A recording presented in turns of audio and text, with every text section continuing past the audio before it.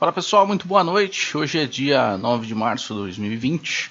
Agora são 11h30. Estou gravando já como prometi, né? No fechamento aí do mercado, quase na virada do dia, que eu estou dando uma olhadinha lá no mercado asiático, ver como é que tá se antenando aí, né? A abertura deles, mas não vou deixar claro de passar para você aqui no nosso Pit Stop Trader o que aconteceu no mercado hoje.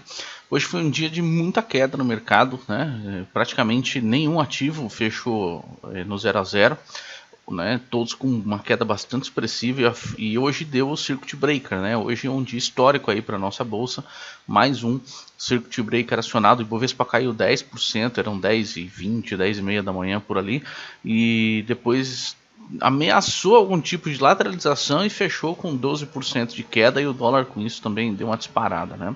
A gente conseguiu boas operações. Eu gravei um vídeo sobre o Circuit Breaker, com o Circuit Breaker acontecendo ali, vou deixar na descrição aqui do Pit Stop para você poder acompanhar, mas é super fácil de achar também. Aqui no canal você tem a ideia do Circuit Breaker. Eu mostrei ali para você o que você deve fazer, o que você não deve fazer também no Circuit Breaker. Tá, vou passar direto pelos resultados aqui antes de falar do mercado. Pessoal, hoje a gente encerrou o dia, acabei que eu devolvi um pouco à tarde, né?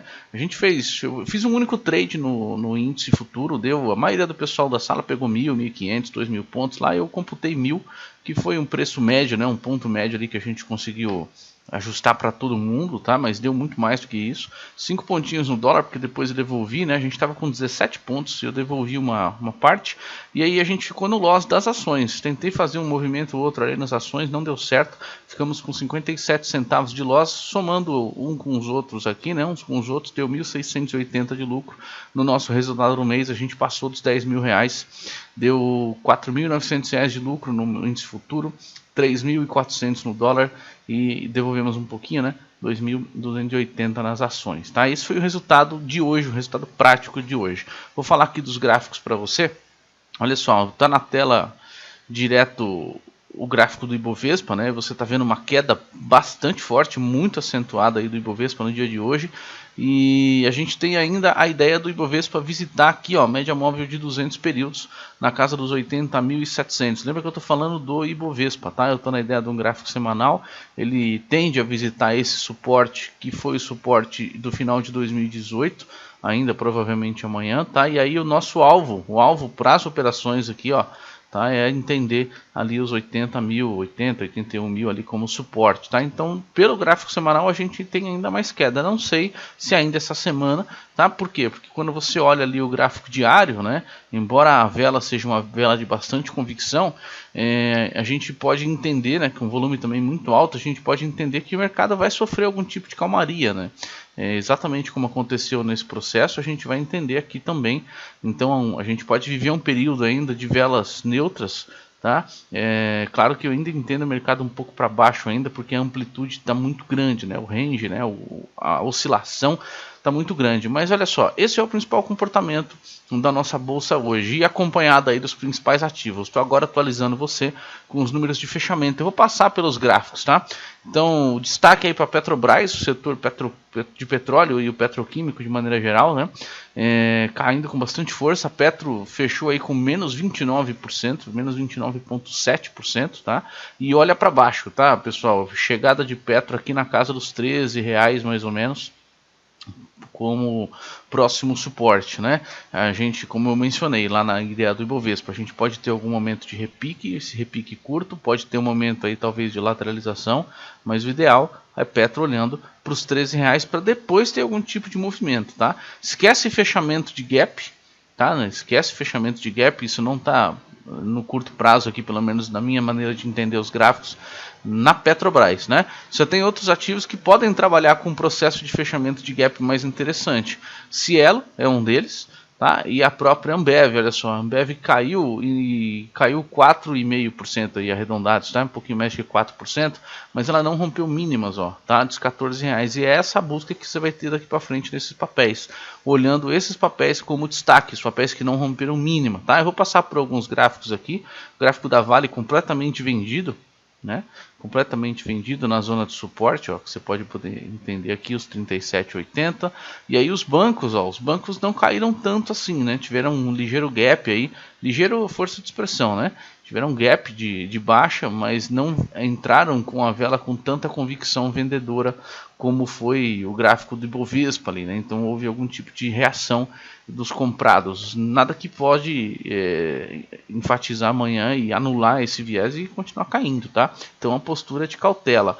CSN também, ó, CSNA 25% de queda, né? A gente está atingindo níveis anteriores de Fibonacci aí, que eu estava fazendo alguns estudos, tá? E o destaque, claro, para ações da segunda linha, pessoal. O setor elétrico não caiu muito assim, né? Não teve o mesmo comportamento da Vale, algumas velas com sombra, tá? E vale aí para VEG, vale também aí para a própria Elet6, tá? Nesse cenário. Então, ativos hoje que caíram entre 5, 6, até 10%, dá para a gente deixar no radar nessa linha.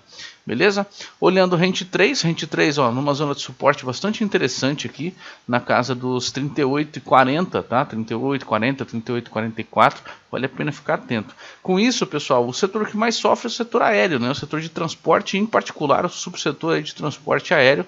Azul com uma vela de convicção bastante vendedora, Gol com uma vela de convicção aí bastante vendedora também, tá? E aí vou trabalhar com Cosan, né? Agora já voltando lá para o setor petroquímico, olha só que legal, né? A Cosan dentro desse processo, acho que está errada essa vela aqui de Cosan. Cosan fechou com 9% de queda, mas o que me interessa é o preço aqui, tá, pessoal? Atingindo Cosan na casa dos 63 aqui, ó, tá? É próximo da média móvel de 200 períodos. No mais, pessoal, um outro ativo do setor de consumo agora que sentiu bastante o mercado foi Via Varejo, tá? Via Varejo cotada aí a R$ 9,58, deve ter alguma discrepância nesse gráfico, porque a vela foi vendida, né? Mas tudo bem, tá? Ou seja, o que eu quero enfatizar com você aqui? Os mercados atingindo zonas de suporte. Sobre essas zonas de suporte, a gente tem algum tipo de esperança de mercado pelo menos lateralizar e ter uma possível reação. Daqueles papéis que continuam caindo, né, é ladeira abaixo para o próximo suporte, tá? Com relação a dólar, pessoal, dólar e índice futuro. Vou falar primeiro do índice futuro, que é o que já está na agulha aqui. A volatilidade do índice futuro deve continuar alta, né? A gente hoje teve por 2 momentos do dia a oscilação máxima do índice futuro, onde houve interrupção do pregão ali para ele, ó, tá vendo? Isso está sinalizado no gráfico em 2 momentos, né? Onde até a diretoria do pregão lá autorizou que esse índice fosse rompido. Olha só, a gente teve aqui, estou num gráfico de 15 minutos, né? Por 15 minutos, 30, 45, 1 hora e 15, ó.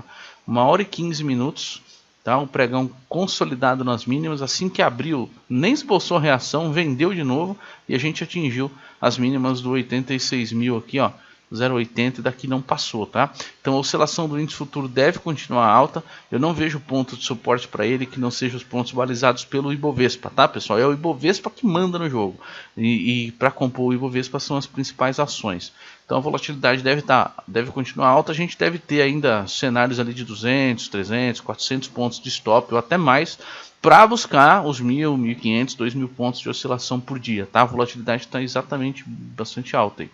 Já o dólar, pessoal, o dólar abriu com um gap passo de alta aí, né? E aí atingiu hoje as marcas históricas aqui, ó, da máxima dos 4,79. A minha ideia para o dólar ainda é um dólar a R$5, tá? Dólar para mim só faz um repiquezinho aqui, dólar a R$5, como eu falei no Pit Stop Trader há uns 2, 3 dias atrás. Beleza? O que esperar do dólar, pessoal? Uma lateralização com o reforço da tendência de alta. Em alguns momentos a gente pode ter, como tivemos hoje, né, no dia, aí você está vendo que eu tracei um Fibonacci no dia de hoje, justamente para esperar esses movimentos aqui, né? O que é o que eu vou imaginar com você é esse seguinte cenário aqui, ó, dele sentir as zonas de 50% de FIBO e continuar subindo, ou nesse caso sentir a zona de 50% de FIBO e montar para baixo, tá? O stop que eu levei no dólar foi exatamente nessa condição aqui, ó, de eu apostar para cima, né? Eu vou montar esse pivôzinho aqui e o dólar vira para baixo. Foram 7 pontos de stop. Depois na parte da tarde, né? Nessa outra operação. Beleza? Pessoal, o recado para você é manter cautela, operar bastante mercado de opções. O mercado de opções é esse que vai oferecer para você o menor risco, nesse caso, tá? O menor risco operacional. Porque, embora a gente tenha um mercado com uma oscilação bastante forte, a gente tem, ó, as opções com preços atrativos. Então opere opções, aloque ali para você pegar o mercado no repique, se você quiser, Para opções, no mercado com continuidade de queda, vai nas ações ainda, vai no day trade olhando para baixo. No mercado, numa posição de repique, vai começando a montar as ideias em opções, a não ser que a volatilidade continue muito alta, né, nos próximos pregões, aí vai de opção para todo lado, seja call, seja put, principalmente hora de montar straddle, tá? Onde a gente não importa a direção, a gente só quer que ela vá para cima ou para baixo. Legal? Pessoal, vou encerrando por aqui. Obrigado a todos. Nos falamos amanhã com as novidades do mercado. Valeu, um abraço e bom descanso. Até mais.